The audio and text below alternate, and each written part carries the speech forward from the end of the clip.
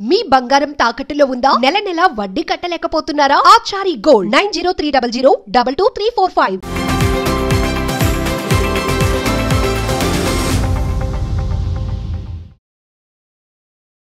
నమస్తే, welcome to Magna TV. నేను మీ Krishnaveni. Emergency day 1975వ సంవత్సరం జూన్లో స్టార్ట్ అవుతే 77 వరకు దాదాపు 21 నెలల పాటు. అయితే భారతదేశంలో ఇదే మొదటి ఎమర్జెన్సీ అంటే కాదు. అంతకుముందు 2 సార్లు అయింది. కాకపోతే China Bharat war, Pak Bharat war సందర్భంగా అయింది. ఇది దానికి భిన్నంగా అంతర్గతంగా ఉన్న అలజడుల నేపథ్యంలో ఇందిరాగాంధీ ప్రభుత్వం ఏర్పాటు చేసిన ఎమర్జెన్సీ. ఇది భారత ప్రజాస్వామ్యానికి చీకటి రోజులుగా అభివర్ణిస్తాం. ఇప్పటికీ కూడా ఈ ఎమర్జెన్సీ ఎందుకు డిక్లేర్ చేయాల్సి వచ్చింది, దీని వెనుక కారణాలు ఏంటి, అప్పట్లో ఎలా ఉండేది ఆ 2 years దాదాపు 21 months అనే అంశాన్ని కూలంకషంగా మనకి ఎక్స్ప్లెయిన్ చేయడానికి ఈరోజు మనతో పాటు సీనియర్ జర్నలిస్ట్ సురేష్ కొచ్చాటిల్ గారు ఉన్నారు. మాట్లాడదాం సార్. నమస్తే. నమస్తే సార్. ఎమర్జెన్సీ డే ఇప్పటికీ ప్రజాస్వామ్యానికి ఒక మచ్చగా చీకటి రోజులుగా అభివర్ణిస్తాము. ఆమె కేవలం తన స్వార్థానికి లేదా తన పదవిని ఇంకొక సంవత్సరం ఎక్స్టెండ్ చేసుకోవడానికి కోర్టు నిర్ణయానికి వ్యతిరేకంగా తీసుకున్న ఒక స్వార్థపూరిత నిర్ణయంగా అభివర్ణిస్తారు చాలా మంది. మీ ఒపీనియన్ ఏంటి సార్ దానిపై? ఎమర్జెన్సీ అంటే మనకు అప్పుడు దాకా మీరు చెప్పినట్టు 2 సార్లు ఎమర్జెన్సీ వచ్చింది. అది వార్తో వచ్చింది, ఒకసారి పాకిస్తాన్, ఒకసారి చైనాతో. కానీ అలహాబాద్ హైకోర్టు ఒక జడ్జ్మెంట్ ఇచ్చారు.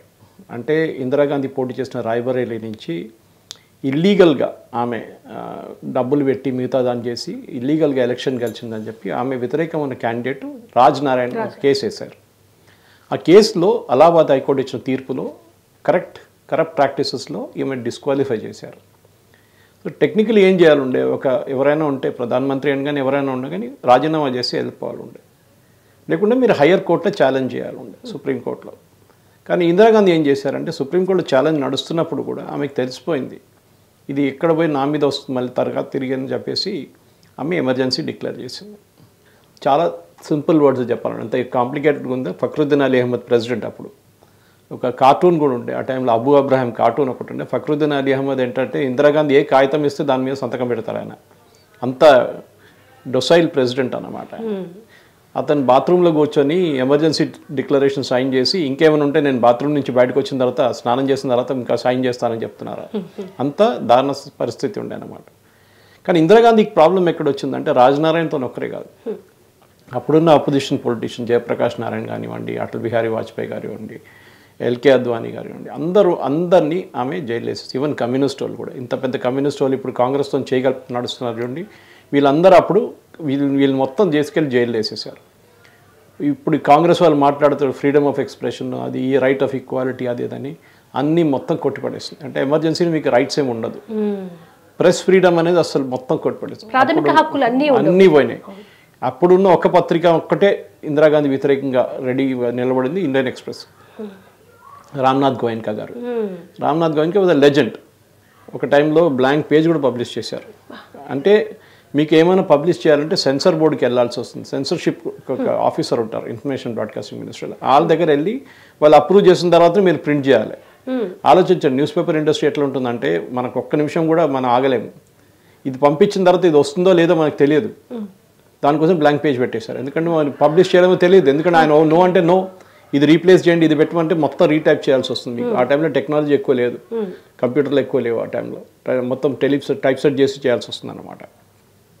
Anyway, long story short, Indira Gandhi అందరినీ జైలు వేసేసారు.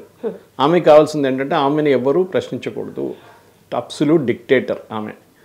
సరే, అప్పుడు ఐఎన్ లేడీ అంటారు, అదంటారు, ఇదంటారు. ఎమర్జెన్సీ టైంలో ట్రైన్లన్నీ టైంలో నడిచిందంటారు, అందరు గవర్నమెంట్ ఆఫీసర్స్లో అందరు టైంకి వచ్చారంటారు. కానీ మాకు తెలుసు ఎట్లా జరిగింది. ఎందుకంటే దానికన్నా ముందు రైల్వే ఒక స్ట్రైక్ జరిగింది. George Fernandes all India railway strike నడిపించారు.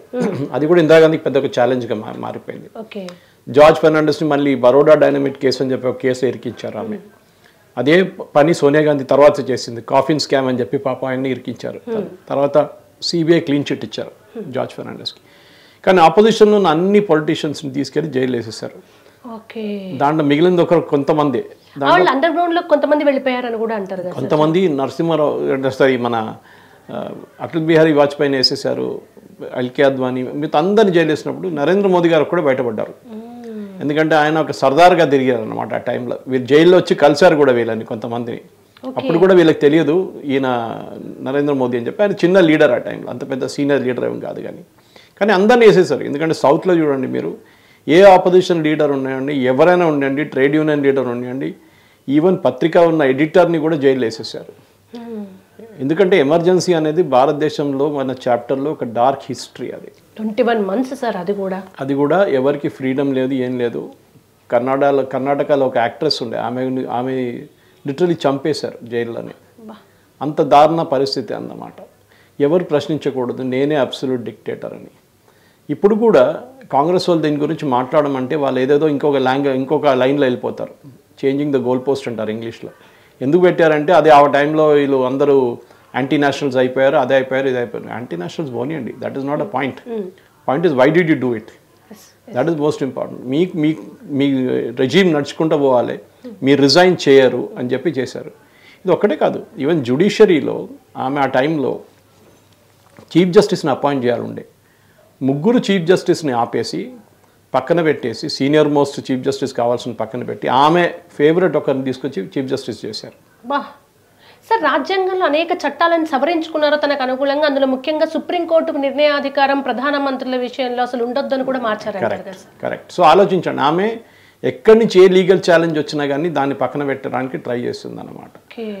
సో ఈ ఇందిరాగాంధీ అని వీళ్ళందరూ చెప్పుకుంటూ నడుస్తారు కాంగ్రెస్ వాళ్ళు. కానీ ఆమె డార్క్ హిస్టరీ. సరే 71 వార్ ఉండే, ఆమె లీడర్షిప్ అబిలిటీ చూపించింది కరెక్టే, కానీ ఆమె చేసినంత అత్యాచారం ఇంకెవరు చేయలేదు కంట్రీలో. ఆ చాప్టర్ మొత్తం వైట్ వాష్ చేయడానికి కాంగ్రెస్ వాళ్ళు ట్రై చేస్తారు చాలా మట్టుకు ఎమర్జెన్సీ తర్వాత. ఎందుకంటే మళ్ళీ ఆమె ఎలక్షన్ గెలిచింది కదా, చూడండి జనతా పార్టీ వచ్చింది, దాని తర్వాత 3 సంవత్సరాలు జయప్రకాష్ నారాయణ గారు దాంట్లో వచ్చేసారు జనతా పార్టీ. వాళ్ళు చేసిన మేజర్ ఏంటంటే ఏవైతే రాజ్యాంగంలో మార్చిందో వాటిని మళ్ళీ పాత వాటిలాగే ఉంచడానికి జనతా పార్టీ చాలా ట్రై చేసింది. అది కానీ జనతా పార్టీ కూడా ఎక్కువ రోజులు ఉండకపోయారు వాళ్ళు కూడా. ఆ గవర్నమెంట్ కూడా కొలాప్స్ అయిపోయింది. దాని తర్వాత మళ్ళీ ఇందిరాగాంధీ వచ్చింది, మళ్ళీ ఆమె గెలిచింది ఎలక్షన్. అంటే మన దాంట్లో ఫికల్ మైండెడ్. ఇంత చేసిన తర్వాత కూడా మన ప్రజలు మళ్ళీ ఆమెకు ఓటేశారు. అది వితిన్ 3 years సార్. అది ఆలోచించండి. సో ఎమర్జెన్సీ అనేది మన వైపు నుంచి ఇప్పుడున్న జనరేషన్కి అసలు ఏం జరిగిందని తెలియదు. మీరు గవర్నమెంట్ వ్యతిరేకంగా ఒక మాట కూడా చెప్పలేదు. మీరు ఎవరితో మాట్లాడితే కూడా తెలియదు. ఆ టైంలో మనకు సోషల్ మీడియా లేదు, ఏం లేదు. కానీ పర్సనల్గా మీరు మాట్లాడుతున్నారు, లేకుంటే ల్యాండ్ లైన్, అప్పుడు మొబైల్ లేదు, ల్యాండ్ లైన్ మీద మాట్లాడితే అది కూడా ట్యాప్ చేసి మిమ్మల్ని అరెస్ట్ చేసి తీసుకెళ్తుండే. నేను వచ్చింది ఒక రైల్వే ఫ్యామిలీ నుంచి వస్తున్నాను. మా ఫాదర్ రైల్వేలో ఇంజనీర్ ఉన్నారు. 71 స్ట్రైక్ తర్వాత నుంచి ఇందిరాగాంధీ నిఘా మొత్తం రైల్వే ఎంప్లాయీస్ మీద ఉన్న ఎక్కువ అనమాట.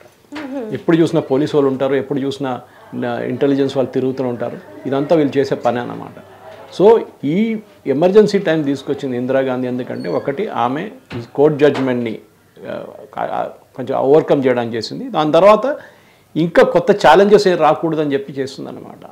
కొత్త ఛాలెంజెస్ అంటే వాళ్ళ పార్టీ వైపు నుంచి కూడా రాకూడదని చెప్పి వాళ్ళ పార్టీలో ఉన్న ఒక్కొక్కరిని లీడర్ని కూడా వాళ్ళు అంత సర్వైలెన్స్లో పెట్టారు. అవునంటే ఎవరు వ్యతిరేకిస్తున్నారో వాళ్ళని కూడా అరెస్ట్ చేయడం చేశారు. సినిమా ఆ టైంలో వచ్చింది కిస్సా కుర్సీకా అని చెప్పి.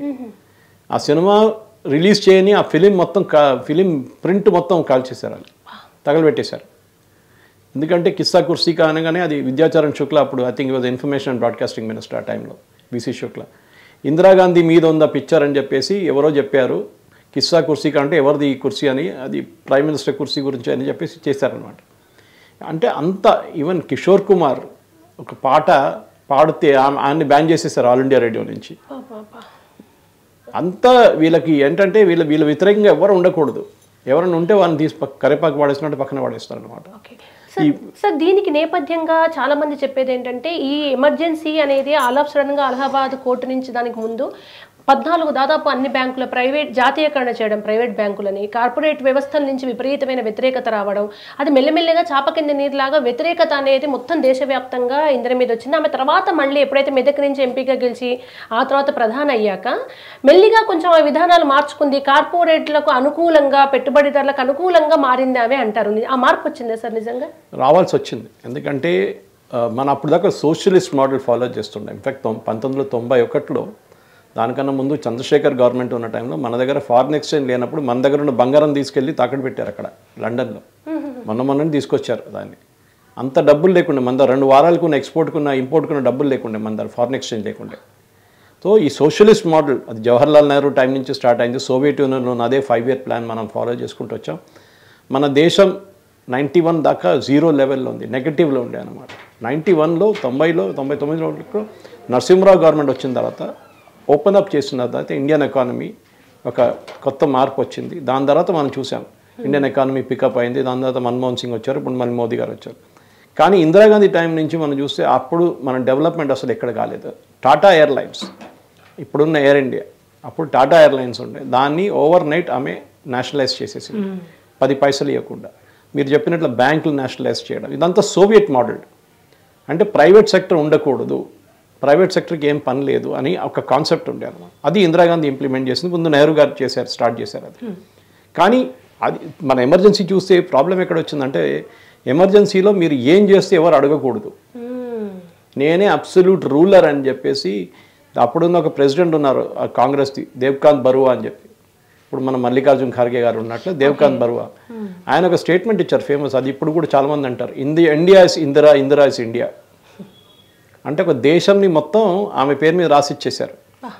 ఆలోచించండి. So what is Indira Gandhi? ఆమె ఏదో ఎక్స్ట్రాడినరీ పర్సన్ ఏం కాదు కదా. కానీ వీళ్ళేం చూపిస్తున్నారంటే ఇప్పుడు కూడా మోదీ గారికి వ్యతిరేకంగా రాసే సోషల్ మీడియా వాళ్ళు, ఆమె చాలా టఫ్ మనిషి ఉండే, ఆమె బంగ్లాదేశ్ వార్ గెలిచింది.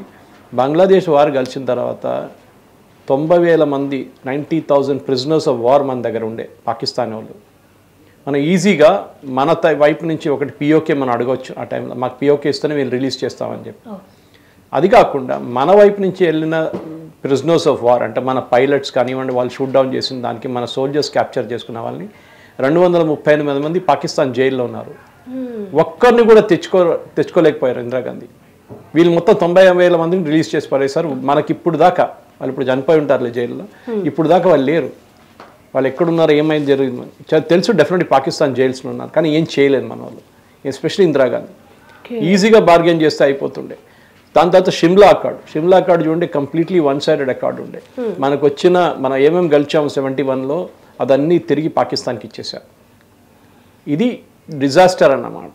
ఇందిరాగాంధీ టైంలో సరే Bangladesh war was a success, కానీ దానికి అనుకున్న ఆర్మీ వాళ్ళ రోల్ కానివ్వండి, మనెక్షా గారి రోల్ కానివ్వండి, దాన్ని మనం చూడాల్సింది.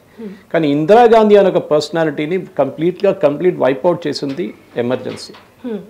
ఎందుకంటే దాని తర్వాత ఆమెకు చాలా కాంట్రవర్షియల్ ఇది ఉండే అనుకోండి. ఒకసారి ఇప్పుడు భింద్రన్వాలే కేసు మాట్లాడుతూ ఉంటాం మనం. జర్నల్ సింగ్ భింద్రన్వాలేని ఎవరు తీసుకొచ్చారు పైకి? ఇందిరాగాంధీ. ఆయన నోబడి ఉండే, ఒక ప్రీస్ట్ ఉండే, ప్రీచర్ ఉండే గురుద్వారాలో. సిక్ గురుద్వారా ప్రబంధక్ కమిటీ అని చెప్పి అన్ని గురుద్వారాలు చూసుకుంటారు అక్రాస్ ద వరల్డ్, ఎస్పెషల్లీ ఇండియాలో ఉన్న గురుద్వారాలు అంతా వాళ్ళు మెయింటైన్ చేస్తారు. చాలా పవర్ఫుల్ బాడీ. దాని పవర్ మొత్తం ఇక శిరోమణి అకాలీ దళ్ అని చెప్పి బాదల్ వాళ్ళ ఫ్యామిలీ చేతిలో ఉండే అన్నమాట. ఇప్పుడు కూడా చాలా మటుకు. కానీ ఆ టైంలో అబ్సల్యూట్ పవర్ వాళ్ళ దగ్గర ఉండే. వాళ్ళ దగ్గర నుంచి పవర్ గుంజుకోవడానికి, ఎందుకంటే వాళ్ళకి పొలిటికల్ పార్టీ కదా శిరోమణి అకాలీ దళ్, గుంజుకోవడానికి భింద్రన్వాలేని ఈమె బిల్డప్ చేసుకొని తీసుకొచ్చింది. లాస్ట్లో నేను ఎప్పుడు చెప్తుంటాను, భస్మాసుర్ ఎఫెక్ట్ అని చెప్తాను. వరం ఇచ్చినట్టు భస్మాసుర్ తీసుకొచ్చి శివ్ భగవాన్ మీద పెట్టారు. అదే పరిస్థితి ఇందిరాగాంధీకి జరిగింది. ఇంత పెద్ద లీడర్ అయిన తర్వాత, ఆయన ఒక పెద్ద ఇదైన తర్వాత ఇందిరాగాంధీ మీదే దాడి చేయడం మొదలుపెట్టారు. దాని తర్వాత మనం చూసే ఏం జరిగింది, ఆపరేషన్ బ్లూ స్టార్ జరిగింది మన అకాల్ తఖ్త్లో. దాని తర్వాత ఇందిరాగాంధీ అసాసినేషన్ జరిగింది. జ్ఞాని జైల్ సింగ్ అప్పుడు జరిగిన పంజాబ్ ముఖ్యమంత్రి మీద దాడి చేశారు, చంపేశారు. ఇదంతా ఒక సరే ఆ టైంలో ఈవెన్ ఆపోజిషన్ వైపు ఒక మంచి లీడర్ లేకుండే. మొరార్జీ దేశాయ్ గారు ఉన్నారు, కానీ వాజ్పేయి గారు తర్వాత పైకి వచ్చారు. వాక్యూమ్ ఉండే. సో ఒక పవర్ఫుల్ లీడర్ అయిన ఆపోజిషన్ వైపు ఎవరు లేరు. అది కాకుండా వీళ్ళందరూ కొట్టుకుంటారు అక్కడెక్కడ అని చెప్పి. చంద్రశేఖర్ కానీ, మొరార్జీ దేశాయ్ కానీ, దాని తర్వాత వచ్చిన ఇందర్ కుమార్ గుజరాల్ కానీ, వీళ్ళెవ్వరూ ఒక సాలిడ్ లీడర్గా లేరు అన్నమాట. జయప్రకాష్ నారాయణ అయితే ఫేడ్ అవుట్ అయిపోయారు. ఆయన ఒక మహాత్మా గాంధీ లాగా నా పని అయిపోయింది, నేను చేసేసానని చెప్పి పక్కన వెళ్ళిపోయారు. ఎవరు పవర్ఫుల్ లీడర్ లేకుండా టైంలో, ఇప్పుడు మోదీ గారు ఉన్నట్లు లీడర్ ఎవరు లేకుండా టైంలో. సో దానికి ప్రాబ్లం వచ్చింది. ఒక అద్వానీ గారు, ఒక వాజ్పేయి గారు ఎక్కువ హ్యాండిల్ చేయలేరు ఇందిరాగాంధీని. కానీ ఆమె ఎందుకు చేసిందనే దాని ప్రశ్నకి ఇవాళ దాకా ఒక జవాబు లేదండి. అయితే సార్ ఇక్కడ ఆమె పట్ల ఒక సింపతి కూడా ఉండే కదా సార్. ఇప్పుడు 14 కేసులు ఆమె మీద పెడితే 12 కొట్టేసింది. ఆ 2 కూడా జస్ట్ గవర్నమెంట్ అమౌంట్ తోటి ఒక స్టేజ్ లైటింగ్ పెట్టారు. ఒక ప్రభుత్వ అధికారి రాజీనామా చేయకుండా తనకు పాల్గొనేది. ఇవి 2 చాలా చిన్నవి, దాన్ని చాలా పెద్దగా చేస్తారు. ఆమెకు సింపథైజర్స్ కూడా ఉంటారు కదా ఈ విషయంలో. టెక్నికల్ పారామీటర్స్ మీరు చెప్పింది 2 కేసులలో వెహికల్స్ వాడడం కానీ, ఒక గవర్నమెంట్ ఆఫీసర్ వచ్చి అదంతా అరేంజ్ చేయడం కానీ, as per election commission laws చాలా రాంగ్ థింగ్. కానీ ఇప్పుడు చూడండి, ఇప్పుడున్న పరిస్థితుల్లో ఒక ప్రధానమంత్రికి అరేంజ్మెంట్ చేయాల్సింది ఈవెన్ ఎలక్షన్ మీటింగ్ కూడా వాళ్ళే చేస్తారు. ఎందుకంటే సెక్యూరిటీ వైస్ చూస్తే ఎస్పీజీ కానీ వాళ్ళు వస్తే వాళ్ళు చెప్తారు స్టేజ్ ఎట్లా ఉండాలి. ఇది పార్టీ వాళ్ళు కడితే కూడా, స్టేజ్ కడితే కూడా టెక్నికల్ పారామీటర్స్ మీద రాజ్నారాయణ గారు ఈ పెటిషన్ వేశారు. ఎందుకంటే ఆమె ఇది ఒకటే కాదు, కోట్లు ఖర్చు పెట్టింది. అప్పుడు అందరికి తెలుసు రాజనారాయణ ఎప్పుడు ఆమెను ఓడిపిస్తుందో అని భయం ఉండే ఆమెకి, అంత పాపులర్గా ఉండేది. దాని తర్వాత రాజనారాయణ ఎలక్షన్ కూడా గెలిచారు. సో ఆ భయం ఆమెకి ఉండే, దానికోసం ఆమె ఎమర్జెన్సీ డిక్లేర్ చేసింది. ఎందుకంటే మళ్ళీ నేను రాజీనామా చేస్తే వీళ్ళు వచ్చేస్తారు, మళ్ళీ నాకు అసలు ప్రసక్తే ఉండదని చెప్పేసి. దాని తర్వాత మీకు గుర్తుంటుంది మెదక్ నుంచి పోటీ చేసింది, రాయబరేలీ కాదు, రాయబరేలీలో తర్వాత 75 తర్వాత ఓడిపోతే మళ్ళీ 80లో మెదక్ నుంచి గెలిచింది. ఎందుకు ఆలోచించండి. సో దీనికి చాలా ఉన్నాయి. దాని తర్వాత కాంగ్రెస్ ఫ్యామిలీ అమేథీ కానీ రాయబరేలీ వాళ్ళ బ్యాక్ యార్డ్లు అంటారు వాళ్ళు. అప్పుడు దాని తర్వాత ఈ సీట్లు అన్నీ ఎప్పుడో ఓడిపోయారు. రాహుల్ గాంధీ లాస్ట్ టైం ఓడిపోయారు, ఈసారి గెలిచారు. ఇది ప్రాబ్లం ఎక్కడ వస్తుందంటే వీళ్ళకి ఒక ఫ్యామిలీ, నెహ్రూ, ఇందిరాగాంధీ, రాజీవ్ గాంధీ, రాహుల్ గాంధీ, సోనియా గాంధీ, రాహుల్ గాంధీ, ఇంకా నెక్స్ట్ గాంధీ, రెహాన్ గాంధీ, వీళ్ళందరూ వస్తారు, వాద్రా, వీళ్ళందరూ వస్తారు. వీళ్ళకి బయట నుంచి ఎవరిని రానియరు. సో ఎమర్జెన్సీ టైంలో కూడా ఈమెని అడ్వైజ్ చేయడానికి కాంగ్రెస్ వాళ్ళు చాలా ప్రయత్నించారు. ఆ టైంలో ఎస్సీ శుక్లా కానీ మిగతా వాళ్ళు కానీ చాలామంది ట్రై చేస్తారు, సిద్ధార్థ్ శంకర్ రే, వీళ్ళందరూ చాలా ఇందిరాగాంధీ చెప్పి ఆమెను కొంచెం కన్విన్స్ చేయడానికి ట్రై చేస్తే ఆమె అస్సలు పట్టించుకోలేదు ఎవరిని. ఆమె ఒక రెక్లూజ్గా అయిపోయింది. ఆమె ఒక కిచెన్ క్యాబినెట్ ఒకటే ఉండే ఆమె చుట్టూ, వాళ్ళ మాట ఒకటే వింటుండే ఆమె. సో డెఫినెట్గా మీరు ప్రజల మీద ఎంత అత్యాచారం చేస్తే ప్రజలు కూడా ఒక రోజు మిమ్మల్ని తిప్పి కొడతారు. ఇది ఒక లెసన్ మన డెమోక్రసీలో ఎప్పుడు మర్చిపోకూడదు. మీరు ఒక మాట గొప్ప అన్నారు సార్. నిజంగా ఆ ఎమర్జెన్సీలో కూడా ట్రైన్లు టైంకి వచ్చాయి, మా గవర్నమెంట్ ఆఫీసర్స్ టైం, అందులో కూడా పాజిటివిటీ వెతికిన వాళ్ళు ఉన్నారు. కరెక్ట్ లేదని కాదు. మన దగ్గర ఏం ప్రాబ్లం ఏంటంటే మన దగ్గర టఫ్గా ఉన్న లీడర్ లేకుంటే ఎవరైనా ఇట్లా, ఇప్పుడు గవర్నమెంట్ ఆఫీసర్ తీసుకోండి, ఇప్పుడు సెక్రటేరియట్ తీసుకోండి, ఎంతమంది టైంకి వస్తారు సెక్రటేరియట్లో. మీరు ఒక గవర్నమెంట్ ప్రైమరీ హెల్త్ సెంటర్కి వెళ్ళండి, ఏదైనా పల్లెటూరులో డాక్టర్ కనిపించారు మీకు, నెలకు డాక్టర్ రారు. డిసిప్లిన్ లేదు మన దగ్గర. స్కూల్ టీచర్లు తీసుకోండి, గవర్నమెంట్ స్కూల్ టీచర్లు, రేవంత్ రెడ్డి అన్నారు గవర్నమెంట్ స్కూల్ టీచర్ స్కూల్కి వెళ్ళరు, వాళ్ళకి గవర్నమెంట్ ఉద్యోగం దానికోసం కావాలి, ఇంట్లో కూర్చుంటారో లేకుంటే ఇంకేమైనా చేసుకుంటారో సైడ్ బిజినెస్. ఇది కూడా డాక్టర్స్ కూడా అంతే. సరే కానీ కష్టపడి పనిచేస్తారు డాక్టర్స్ అంటలేదు, కానీ వాళ్ళ మీద కూడా ప్రెషర్ ఉంటుంది. గవర్నమెంట్ డిపార్ట్మెంట్స్, అది మీ బస్సులు ఉండొచ్చు, మీ ట్రైన్లు ఉండొచ్చు, ఏమైనా ఉండొచ్చు, దీనికి అందరికి డిసిప్లిన్ కావాలి. అప్పుడు ఇందిరాగాంధీ అందరు ఎట్లా చూసుకున్నారంటే ఈమె ఏదో పెద్ద డిసిప్లిన్, స్కూల్ హెడ్ మిస్ట్రెస్ లాగా ఒక కర్ర తీసుకొని కూర్చుంటే వీళ్ళందరూ వింటారు నా మాట అని చెప్పేసి. కానీ దాని వెనుక జరిగింది, ఎందుకంటే మీరు ఏ లా మీద వీళ్ళు ఇంత రోజులు జైల్లో వేశారు. ఇప్పుడు ఆలోచించండి, ఇప్పుడున్న దాంట్లో ఎంత పెద్ద ఇది చేస్తే కూడా, మన ఒక మర్డర్ కేసు చేస్తే కూడా నెల లోపల బెయిల్ వచ్చేస్తుంది వాళ్ళకి. నియంత్రిత విధానమే సార్. సో వాళ్ళకి నెల లోపల వాళ్ళకి బెయిల్ వచ్చేస్తుంది. అప్పుడు 21 నెలలు జైల్లో పెట్టడం వితౌట్ బెయిల్ అంటే మొత్తం డెమోక్రసీని కొట్టుపడేస్తుంది. ఇప్పుడు రాహుల్ గాంధీ కాన్స్టిట్యూషన్ తీసుకొని తిరుగుతున్నాడు, ఇదే కాన్స్టిట్యూషన్ కదా ఇందిరాగాంధీ మొత్తం కొట్టుపడేస్తుంది. Freedom of first bill constitution form చేసింది, అమెండ్ చేసింది నెహ్రూ ఫస్ట్ రోజే. ఏ రోజు కాన్స్టిట్యూషన్ 1950 26 జనవరి వచ్చిందో 27కి మాడిఫై చేసి పడేశారు కాన్స్టిట్యూషన్. ఆర్టికల్ 352 సార్ ఇదంతా ఫస్ట్. ఇంకోటి ద ఫ్రీడమ్ ఆఫ్ ఎక్స్ప్రెషన్ తీసేశారు, ఫ్రీడమ్ ఆఫ్ ప్రెస్ అని ఒకటి ఉండే, అది తీసేశారు. ఆర్టికల్ 370 కానీ ఆర్టికల్ 352 అది కాదు క్వశ్చన్ ఇక్కడ. ఆర్టికల్ 370 జమ్మూ కాశ్మీర్ కనెక్షన్ ఉండే, ఫ్రీడమ్ ఆఫ్ ఎక్స్ప్రెషన్, కానీ దాని తర్వాత వచ్చిన ప్రెసిడెంట్స్ రూల్ కోసం వాడారు, చాలా మటుకు 360 అది వాడారు. సెక్షన్స్ మనకు అది దాంతో ప్రసక్తి లేదు ఇప్పుడు ఇక్కడ. అది ఎమర్జెన్సీ అనే కాన్సెప్ట్ ఆమె ఎందుకు తీసుకొచ్చింది, ఎమర్జెన్సీ అంటే ఎందుకు వాడాలి, ఒక దేశ వ్యతిరేకంగా ఏదైనా నడుస్తున్నప్పుడు దానికి అరికట్టడానికి రావాలి. అంటే ఆమె మీద చేసిన దాడుల కోసం, ఆమె మీద చేస్తున్న క్యాంపెయిన్కి అరికట్టడానికి ఎమర్జెన్సీ ఎట్లా తీసుకొస్తారండి? అప్పటికి ప్రజల నుంచి వచ్చిన వ్యతిరేకత, జనతా పార్టీ తర్వాత కమ్యూనిస్టులు చేసిన గొడవలన్నీ ఆమె చూపించి ఆమె నిర్బంధం 6 ఏళ్ల పాటు మీరు ఎలక్షన్స్లో పాల్గొనొద్దని సుప్రీంకోర్టు ఎక్కడ తను దూరం అవుతుందనే ప్రధాన ఎజెండా ఇదంతా చూపించి నిర్బంధం పెట్టింది అంటారు సార్. నిజమా సార్? కరెక్ట్. ఎందుకంటే ఆమెకి అప్పుడు రూల్ లేకుండా, ఇప్పుడు కొత్త రూల్ ఒకటి ఉంది మీకు తెలుసు అందరికీ, దట్ ఈస్ డిస్క్వాలిఫై అయిపోతే 3 సంవత్సరాల కన్నా ఎక్కువ అయితే మీరు డిస్క్వాలిఫై అయిపోతారు. ఆ టైంలో చట్టం లేదు, ఇప్పుడు సుప్రీంకోర్టు కూడా 6 నెలలు మీరు పోటీ చేయకూడదని చెప్తే కూడా ఆమె సుప్రీంకోర్టునే కొట్టిపడేస్తుంది కంప్లీట్గా. ఇప్పుడు అలహాబాద్ హైకోర్టు ఒకటి, దాని తర్వాత సుప్రీంకోర్టు ఒకటి. సో ఇందిరాగాంధీ గారిది మెయిన్ ఏంటంటే ఆమెనే ఉండాలి, నేను ఇంకా ఎవరు రాకూడదు, ఇంకా ఎక్కడ ఎవరు ప్రధానమంత్రి కాకూడదు ఇక్కడ, దానికోసం ఎమర్జెన్సీ ఇంపోజ్ చేస్తుంది. లేకుంటే ఏమవుతుందండి, మీరు జడ్జ్మెంట్ ఫాలో చేస్తే అయిపోతుండే కదా, సరే నేను రిజైన్ చేస్తున్నాను, మా పార్టీ నుంచి ఇంకా ఎవరన్నా ప్రధానమంత్రి అవుతారు. అవును, ఇప్పుడు అదే కదా నడిపించారు. 10 సంవత్సరాలు మన్మోహన్ సింగ్ని కూర్చోబెట్టారు బొమ్మలాగా. ఓకే, నడిపించింది సోనియా గాంధీ, అందరికి తెలుసు అది. సో అట్లనే ఆమె కూడా చేసుకుంటే అయిపోతుండే. అప్పుడు దాకా 6 నెలల లోపల మళ్ళీ మిగతా ఈ చెప్పినట్టు ఇంకా కేసు మళ్ళీ సుప్రీంకోర్టు మళ్ళీ ఇంకో రివ్యూ పిటిషన్ వేసి కొట్టుపడేసి అయిపోతుండే. కానీ ఎమర్జెన్సీ ఎందుకు డిక్లేర్ చేశారు, that is the question. Across the country ఇంతమంది లక్షలాది మందిని జైలు ఎందుకు వేశారు? సార్ నైట్కి నైట్ కరెంటు కట్టు పేపర్లు అంటే ప్రింట్ మీడియా కరెంటును కూడా కట్ చేశారు. కరెక్ట్, నేను చెప్పాను కదా అదే. ఆమె వ్యతిరేకంగా ఎవరెవరు రాస్తున్నారో వాళ్ళు మొత్తం బంద్ చేసి పడేశారు. ఆమెకు భజన ఎవరు వాడారో వాళ్ళు నడిచింది అనమాట బిజినెస్. దాంట్లో అన్నిటికంటే ఇంపార్టెంట్ ఇండియన్ ఎక్స్ప్రెస్. కానీ అదే ఇండియన్ ఎక్స్ప్రెస్ ఇప్పుడు సోనియా గాంధీకి జై పలుకుతున్నారు అన్నమాట. అది ఇంకో మాట. ఎందుకంటే ఆయన రామ్నాథ్ గోయన్కా వాజ్ లెజెండ్. ఆయన టైంలో ఉన్న ఇప్పుడు మనోజ్ సొంతాలియా వాళ్ళు వీళ్ళు నడిపిస్తున్నారు పేపర్ అది.